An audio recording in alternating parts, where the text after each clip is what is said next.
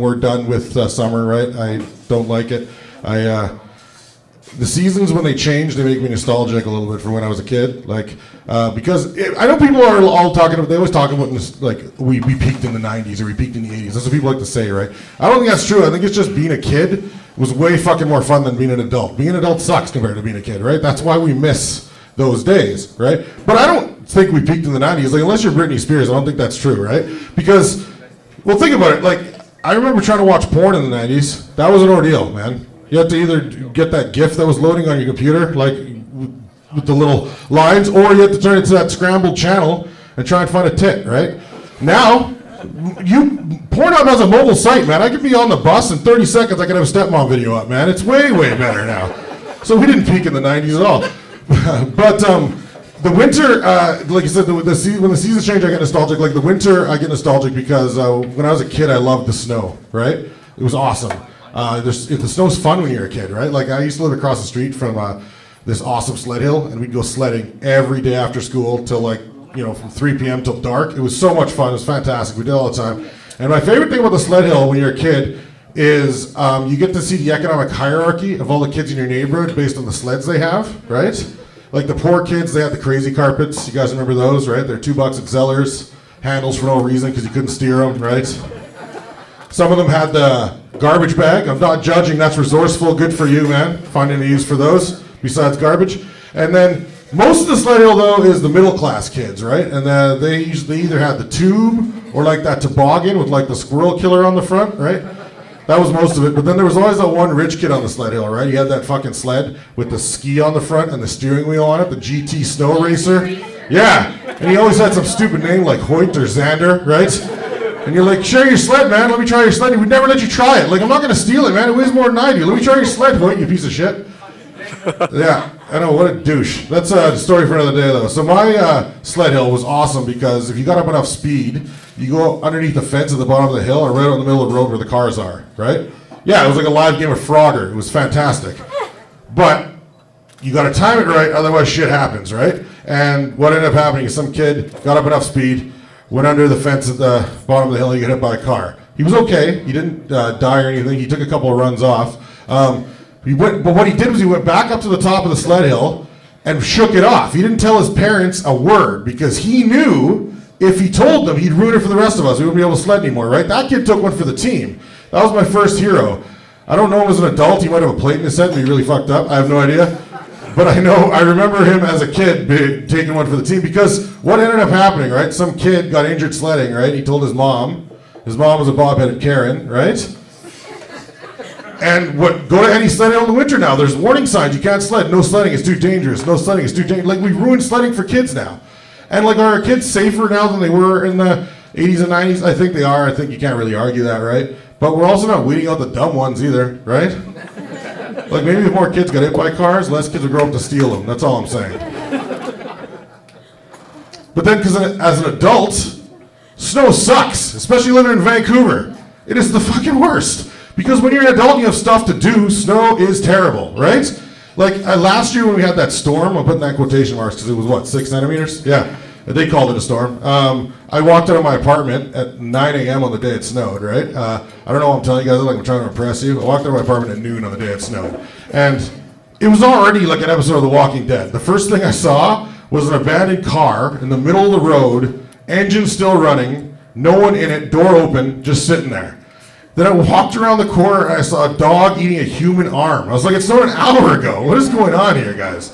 So I had to go to the bank on the day it snowed. So I got on the bus, went downtown. I got there about 2 p.m. on a Tuesday, and the bank was closed. And yeah, some security guard comes out, and he's like, hey, did you need to do some banking? I'm like, yeah, why do people come here, man? Like, this is a bank. Like, you have a breakfast buffet we don't know about? I think everyone's here to do banking. He's like, no, man, you can't come in. Didn't you see it snowed? Nobody came into work. And I was like, what? You can't do that, man. You can't call in snow, okay? Like, get a shovel and some kitty litter. Let's get on with this shit. Because I need to withdraw $13. I can't do it at your rich man machine. I need a teller, okay? $20 minimums are not the way I live my life, okay? So please help me out here, buddy. And then the summer, I'm obviously a big summer fan. Everyone is a big summer fan. We love the outdoors. That's why we live here, right?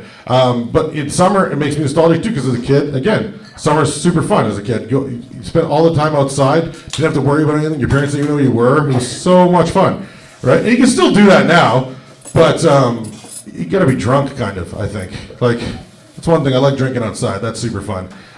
You just go to a park and just stare down kids. So I'm so glad they legalized that, right? But yeah, because what I did was I went to. I think I might have a drinking problem though, because this summer what happened was I went to the P&E. And because I actually live down the street, so the beer garden right there is fun. I go and hang out and have a few drinks. I was getting a nice buzz going, right? So then I walked across the street and I was like, I'm going to spark a joint, smoked a joint, and I was feeling good. And there was a Little League game going on across the street. So I was like, yeah, I'm going to go watch this Little League game. Sure, why not? This looks like fun, right? What I didn't realize was East Hastings Little League team, they're like really good. They represent Canada in the Little League World Series a whole bunch of times. I had no idea. So there's like parents in the audience that still think their kids are going to amount to something and shit, right? No idea. When I played baseball as a kid, no one came to our games. We just, tried to hit each other with the ball and then went home. But the stands are full of people, and I'm sitting there for like half an hour watching the game. And like 25 minutes after I get there, one of the kids gets plunked by a fastball in the ribs, right? And he was going to take his base because that's what you do when you get hit by a pitch. But I'm drunk in the stand, so I turn to the kid and I yell, "Hey man, are you going to take that shit? Charge the fucking mound," right? The kid turns to me and nods and charges the fucking mound. The bench is cleared. He tackled the pitcher. A fight started. At this point, I'm laughing so hard, right? Like, when you laugh so hard, you struggle to breathe? That was me. A little pee came out. It was crazy. The parents are staring daggers into me. I don't even notice. I'm laughing so hard, right? Finally, the umpire gets it all cleared up, gets everyone back to the dugout, then he turns and throws me out of the game for starting the fight. And I'm like, okay, man, I'm going to leave, but I'm going to have the last word, right? So I stand up and I was like, you know what? I'm going to leave. But the fact that one of your kids listens to a drunken stranger with no hesitation says way more about you than it does about me. And I walked away. So that's why I thought I might have a drinking problem. Maybe it's a weed problem. Maybe it's a kid problem. Who knows? The fact of the matter is, I'm not going to quit any one of those things, so it doesn't matter. The thing I liked about summer as a kid is like it was party season, right? All your friends had birthdays, and it was, you celebrate parties outside and stuff like that, and weddings. As a kid, weddings are fine because you don't know anything that's going on. It's just a party, right? But as an adult, weddings suck. I hate weddings. I get invited to them all the time in the summer, and I gotta think of ways not to go or think of excuses because I don't want to go, right? There's no effort in them anymore. When you went to a wedding in the 80s or 90s, someone had to send out invitations to you, and you had to like reply or at least pick up the phone and call them to let them know you were coming. Now they just create an event, and it's like 200 people are in there saying yes or no, right? And so you don't know what's going on, and to the point now that it's just so lazy that sometimes the wedding itself isn't even any effort. Like I got invited, I'm not even kidding you guys, I got invited to a wedding over Zoom. Yeah, I've never said no to something so fast in my entire fucking life. Because there's nothing good about a wedding. What's good about a wedding? It's all in person, right? Let's review what's good about a wedding. Okay, that's going to be the second thing. Hold on, we're getting there, don't worry.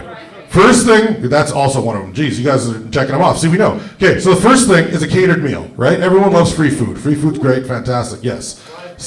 Second, I'm getting to it, man. I'm getting to it. Second one is open bar. Yes, open bar is fantastic. Now, I'm going to go off on a little bit of a tangent here for a second. If anybody here planning on getting married anytime soon, and you're not going to have open... Yeah.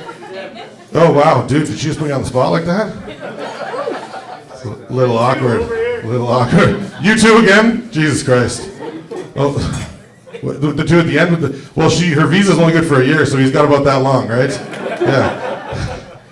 But yes, open bar is the second good thing. And yes, if any of you are planning on getting married anytime soon, if you're not going to have open bar, just go to Vegas to the courthouse and don't invite anybody, okay? Don't burden your friends and family with your fucking poverty, okay? Like seriously, we bought you gifts, okay? We held up our end of the bargain. We should be able to drink our faces off for free, okay? And you know what? I'm a generous guy, man. If you have open bar, I'll get you that Vitamix, okay? If you have a tootie bar, though, you're getting dishcloths, okay? Last thing, yes. If you're single, or I guess you don't even really need to be single, you just need to have enough of that open bar, you can bang a hot bridesmaid or a groomsman, yes. Those are the three things that are good about a wedding in person. Those are fantastic. You can't do any of that over Zoom. It all goes out the window. What are you going to do over Zoom? Watch them get married? Woo, that's fun. That's boring. Nobody goes to a wedding to do that. The only reason we even show up at weddings is to see who we're going to side with in the divorce, right? Because statistically we know that's how it's going to end, right? What, that guy's got a horse? I hope he wins, man, for real.